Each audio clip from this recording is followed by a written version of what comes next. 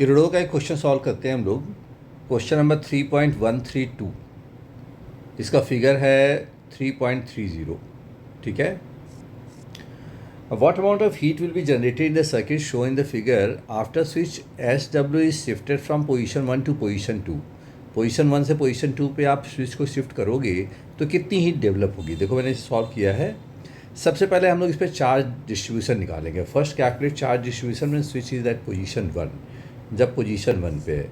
अब देखो सिचुएशन इस टाइप की है, तो इसका इक्विवेलेंट सर्किट निकाल लो। सी और सी नॉट पैरेलल में हो गए तो c naught divide by c plus C naught हो गया ये।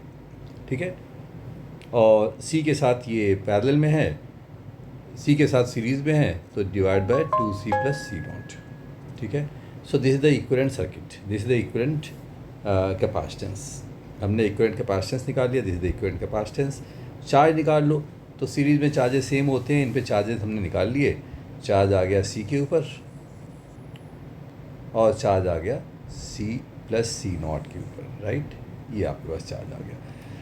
Q is equal to C V से चार्ज निकाल लिया ना। अब देखो आप चार्ज का डिस्ट्रीब्यूशन हमारे पास आ चुका है पोजीशन 1 में। ठीक है। ये देखिए charge on C naught C, this is charge distribution on each capacitor when switch is shifted to position 2। अब आपने इसको शिफ्ट कर दिया पोजीशन 2 पे, दिस इज पोजीशन 2, ये पोजीशन 2 पे शिफ्ट कर दिया। तो नया चार्ज डिस्ट्रीब्यूशन निकालना आसान होगा क्योंकि पूरा सिस्टम सिमेट्रिकल ही है। यहाँ पे भी चार्ज कैपेसिटर का इक्विवेलेंट वैल्यू सेम ही आएगा। सी नॉट प्लस सी ये हो गया और c plus C naught, and इसके अंदर चार्ज टोटल कैपेसिटेंस हो गया c naught upon 2c plus C naught, and charge will remain same charge distribution, कोई डिफरेंस नहीं। आप देखोगे यहाँ पे हो गया। अब इस वाले के पास पहले जो चार्ज था, पहले चार्ज था Q C upon C naught. Now the new charge on the capacitor is Q. ध्यान दो, दोनों चार्जेस को आप ध्यान से देखिए, चार्जेस का डिस्ट्रीब्यूशन देखिए, आपको क्लियर हो जाएगा कि energy of the capacitor is not going to change.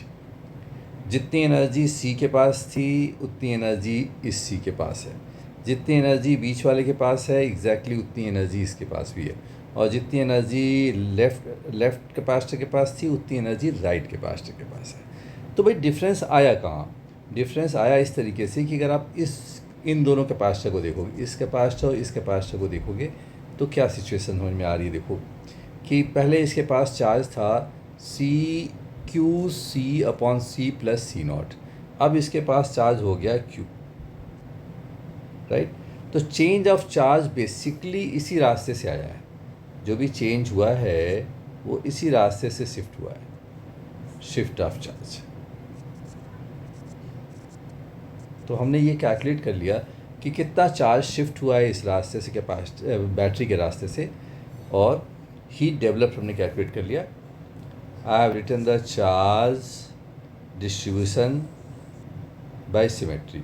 Now observe that two capacitors have the initial charge, have the same initial charge. Now observe that two capacitor initial charge, ये charges हैं। तो इसका मतलब energy में कोई change नहीं हुआ। ठीक है। चेंज क्यों हुआ? क्योंकि बैटरी ने काम करा। ये बैटरी का वर्क डन में निकाल लिया, delta Q into E, this is the work done by the cell. तो बेसिकली यहाँ पे ये देखना है कि कितना चार्ज बैटरी के थ्रू शिफ्ट हुआ है। अगर ये आपने कैलकुलेट कर लिया तो आपकी प्रॉब्लम सॉल्व हो गई। तो आप कह सकते हो Q in capacitor is same but cell is working. तो ये जो वर्क हुआ वो कहाँ गया? हीट पे चला गया।